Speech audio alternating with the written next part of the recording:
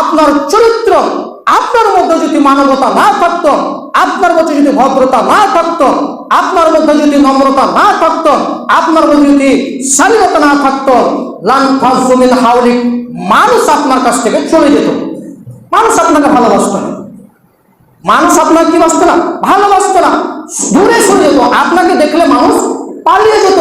আপনি আল্লাহর রহমতে আপনার দিলটা কি হয়েছে, নরম সরল হয়েছে, আপনার আখলাক ভালো, আপনার চরিত্র ভালো, আপনি নম্র আচরণ হয়েছেন, এই জন্য তো মানুষ আপনাকে ভালোবাসে।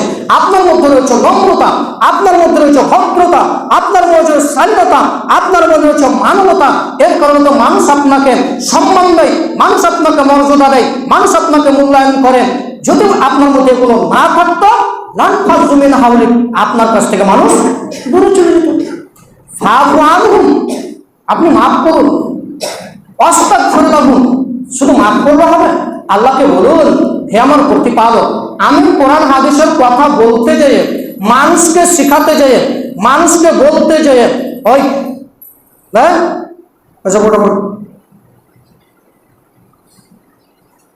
মানুষকে বলতে যেয়ে, কোরআন হাদিসের কথা বলতে যেয়ে মানুষ আপনাকে পিটিয়েছে। কি করেছে? কোরআন হাদিসের কথা বলতে যে মানুষ আপনাকে কি করেছে, পিটিয়েছে। আর আপনি নবী, আপনাকে মানুষ পিটিয়েছে, এর কারণে যে তারা গুনাহগার হয়েছে, এর কারণে যে তারা পাপাচার হয়েছে, আপনি আল্লাহকে বলুন, আস্তাগফিরুল্লাহ, আল্লাহ তুমি তাদের ক্ষমা করো। আমি কোরআন হাদিসের কথা বলতে যান, জনগণ আমাকে পিটিয়েছেন, জনগণ আমাকে মেরেছেন, দাওয়াতের কথা বলতে যান, মানুষ আমাকে গালিগালাজ করেছেন, এর কারণে আল্লাহ বলছেন যে আমার বান্দারা আপনাকে গালি দিয়ে, আপনি নবী আর নবীকে গাল দেওয়া হচ্ছে মহাপাপ। কোন ব্যক্তি যদি নবীর সাথে গালিগালাজ করেন, কোন ব্যক্তি যদি নবীর নামে অকথ্য ভাষায় গালিগালাজ করেন, তাহলে তার পৃথিবীতে বেঁচে থাকার কোন রাস্তা রাখে না। কোন নবীকে যদি কোনো ব্যক্তি গালিগালাজ করে থাকে, কোন নবীকে যদি অকথ্য ভাষায় গালিগালাজ করে, কোন নবীর নামে যদি অপবাদ লাগায়, তাহলে এই পৃথিবীতে বেঁচে থাকার তার কোনো রাস্তা নেই। তাকে হত্যা করতে হবে, তাকে হত্যা করতে হবে, তাকে ফাঁসির মঞ্চে চাপাতে হবে, তাকে ফাঁসি দিতে হবে।